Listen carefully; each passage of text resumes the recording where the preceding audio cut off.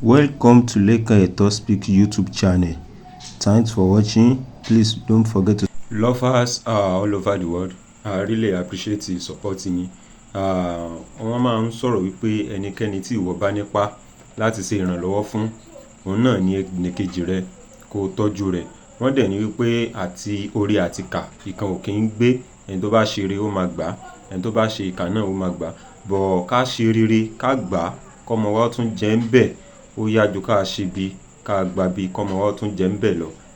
Gbogbo wa náà láti rí ipa ribiribi tí Pastor Gabriel Adémọ́lá Amusan tó ń kó lórí àwọn èèyàn pẹ̀lú bí àwọn èèyàn náà ṣe ń support foundation wọn. Àwọn náà wọ́n fi ń hàn wípé lóòótọ́ àwọn èèyàn ń support foundation wọn. Ẹ tún wo bí wọ́n ṣe ń fáwọn èèyàn lóúnjẹ ọ̀fẹ́. Gbogbo wa la dẹ̀ mọ̀ pé nǹkan tí wọ́n these days economy Nigeria kò favour rárá àtọ́. So and then wọ́n tún sọ̀rọ̀ wípé àwọn kan wọ́n ń lo àkáǹtì àwọn láti fi scam àwọn èèyàn. Ẹ má fall sí victims, ẹ má fall sí victims. Àwọn èèyàn wọn kì í ṣe èèyàn re. Ẹ má fall sí victims. Ẹ farabalẹ̀ wo fídíò yìí. So wọ́n a ti post àwọn fídíò tán ti pe account number wọn, tán ti pe phone number wọn. So ẹ má bọ́ sọ́wọ́ àwọn scammers. Ẹ ṣé gan ni.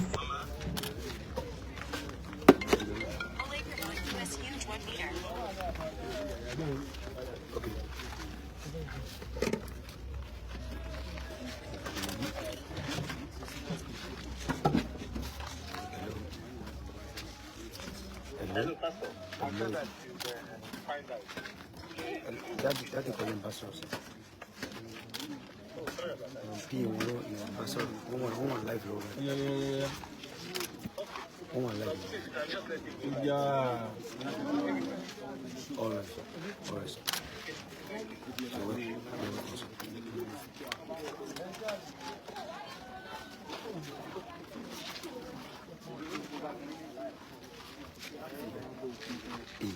Please excuse me.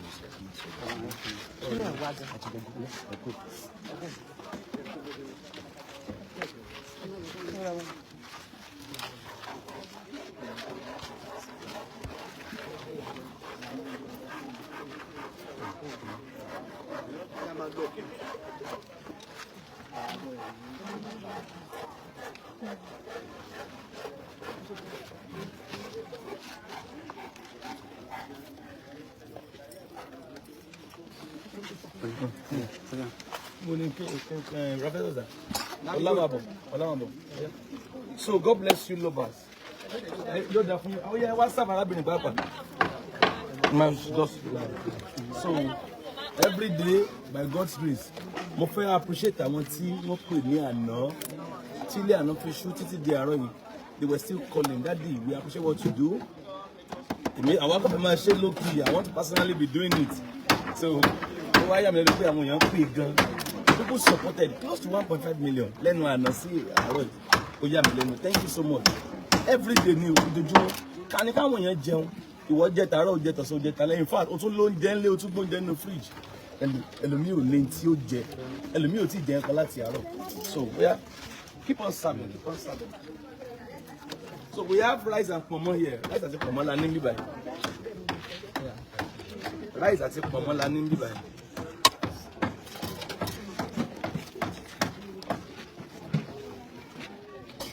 Yes, that. Ẹ bá wọn yẹn bù dáadáa, ṣíbí mẹ́ta kó tún ṣe dáadáa, bá wọn bù dáadáa.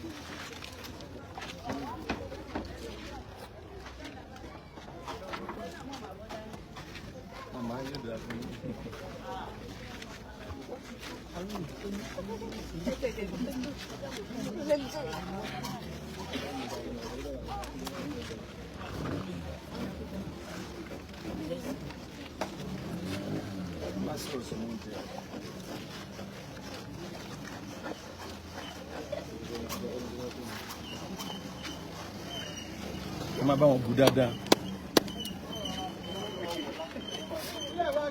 tó bá yóò wá gbà sí wọn gba iwájú Jésù ká jẹun kò sí ní ta wá sí láyé ká sin Ọlọ́run ká jẹun yes kò sí ní ta wá sí láyé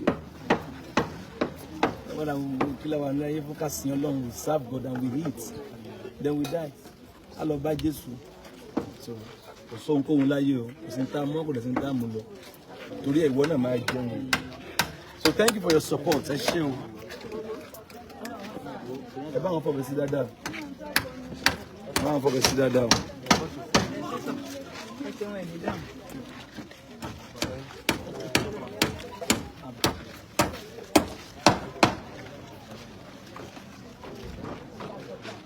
Very soon a máa bẹ̀rẹ̀ ti street. A máa kọ́ lọ fún street lọ́sàn-án bí àwọn junctions láwọn agboolé yẹn. Then we go. Our lọ sáwọn gbèríko àdáná lọ serve àwọn yẹn. Adé tó ṣe ti church. God bless this ministry. We will grow from strength to strength. The Almighty God will bless this ministry. In Jesus' mighty name. Amen. Ẹ máa bá wọn bù dáadáa. Ta ló lè díẹ̀. Ẹ máa rọra o. Ẹ máa bá wọn bù dáadáa.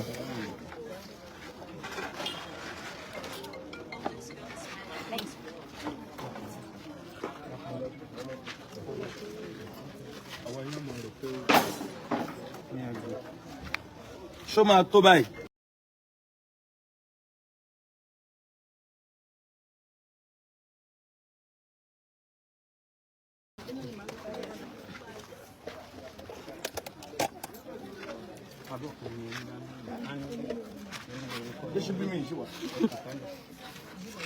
Mama, abọ́kan lè mú lọ́wọ́, abọ́kan lè.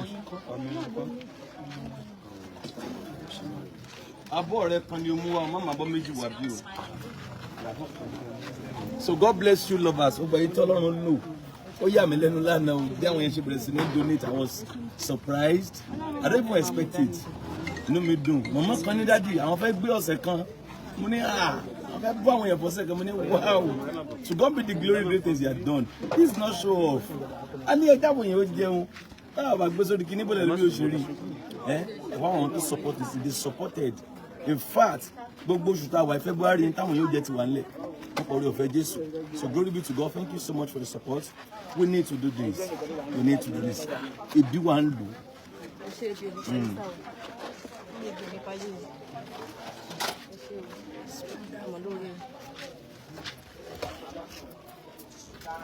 Ó yá yín nílò kálífẹ́ máa bọ̀ wọ́n. Yẹ́yẹ́yẹ́yẹ́.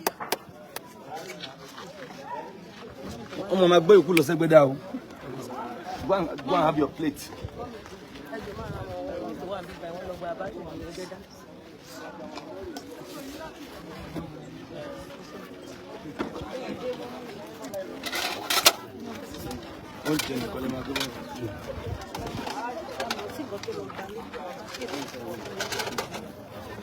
Thank you so much, lovers, for your wonderful support.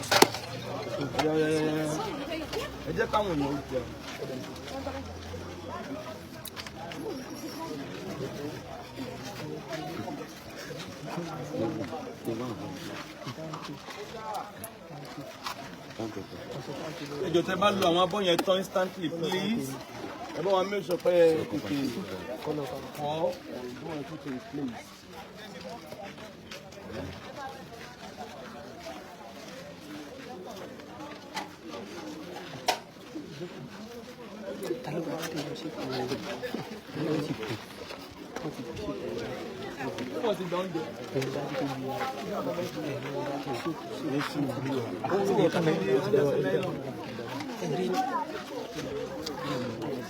Thank you for your support.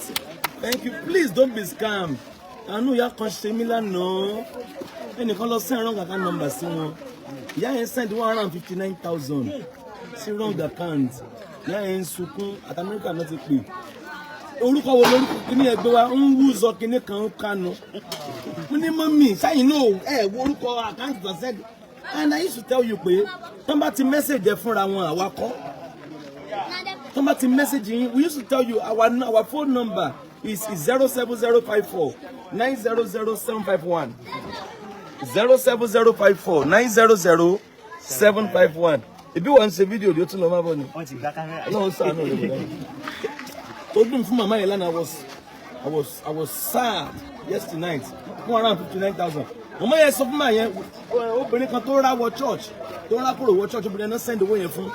Màmá yẹn ní kó fi ra wheelchair, kó dẹ̀ fi bẹ̀rẹ̀ nǹkan kan. Màmá yẹn wá gègùn fún ẹni yẹn pé tó o bá dá owó yẹn padà sínú àkáǹtì Agbala Gabriel kan lè ṣe kíní ẹ̀ fún un. Position tóbìnrin yẹn wà, wọ́n ní yóò bá rẹ̀ ń bẹ̀ láìpẹ́ lórúkọ Jésù. Look at that. O chat o defa kan wọ́n náà fẹ́ ran obìnrin yẹn lọ́wọ́, wọ́n defa kan tẹ́lẹ̀. Báwo lẹ ṣe ń chat àwọn scammer? I don't understand. Every day la máa ń pe number wa, every day la máa ń pe account number wa. Scammer ò lè tán lórílẹ̀-èdè ayé, ibi ò lè tán sà. Tibi tire láyé. Bó ti wà láti kọ́ ṣe ló gbẹ́dẹ́ sí bẹ́ẹ̀ ni ó sì máa ń gbàgbọ́ ayé ìpẹ́kun àmì. So àwa la máa gbọ́ bá a ṣe ń sọ pé our phone number is 070 54 900 751. Account number foundation only 01 991 31 544. Account number foundation is 01 991 31 544. GT Bank. Please don't be scammed. They jump to your loan. Iṣẹ́ là ń ṣe ká tó rówó. Kéèyàn tó wá ṣiṣẹ́ yẹn tán kó tó wá fẹ́ support anybody. You want to support your family, your pastor, your friends, your family. Because that was scam. Do my bossy. Then àwọn scammers yìí, go and be very careful. Ìdájọ́ ń bọ̀.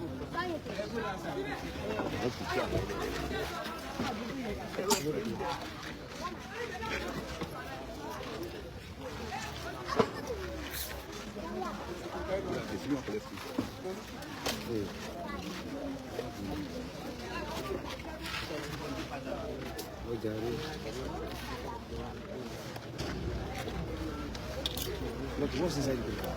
Nothing.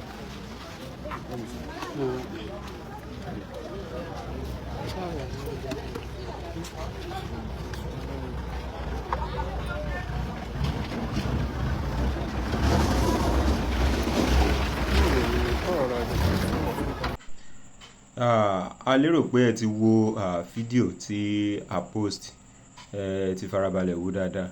Àwọn èèyàn mi mọ nǹkan táwọn èèyàn ṣe máa ń ṣe báyẹn. Wọ́n máa lo influence láti fi scam àwọn èèyàn. Ṣé ẹni tó gbé foundation kalẹ̀ tó fi ń ṣàánú àwọn èèyàn, ṣé àsọpẹ́ nìyẹn ò gbọ́ngbọ́n kó máa lu jìbìtì ni? So wọ́n á ń fọkọ ẹni ẹlẹ́ni lu jìbìtì. Bó pẹ́ bóyá wọ́n ní tá lọ bá lọ àbọ̀ á bọ̀. Ẹni tó bá ṣe dáadáa á gbà dáadáa, ẹni tó bá dẹ̀ ṣe eléyìí tó kù díẹ̀ káàtó náà á gbà. So ẹ̀yin tẹ́ scam, ẹ̀yin náà gbọ́ nǹkan tí Pastor Gabriel Agbala Jesu tán sọ. Wọ́n ní pé owó tí woman yẹn send, wọ́n fẹ́ fi ran obìnrin tí kò lè rìn dáadáa, wọ́n fẹ́ fi ràn lọ́wọ́ ni láti ra wheelchair fún, kó fi kí ìrìn ẹ̀ kó tún lè yàtọ̀. Ẹ ti máa rí woman yẹn náà nínú fídíò náà, wà lára àwọn tí wọ́n ń fún ní oúnjẹ. Ẹ wá lọ scam ẹni ẹlẹ́ni. Kò sí bó sì lè wù kó pẹ́ tó, ẹ̀san á ké. Bẹ́ẹ̀ ni. So ẹ̀yin tẹ́ bá ṣe ń darapọ̀ mọ́ channel wa, ẹ bá wa subscribe, ẹ bá wa like, ẹ bá wa comment, ẹ dẹ̀ bá wa share. We love you all. Thanks for watching.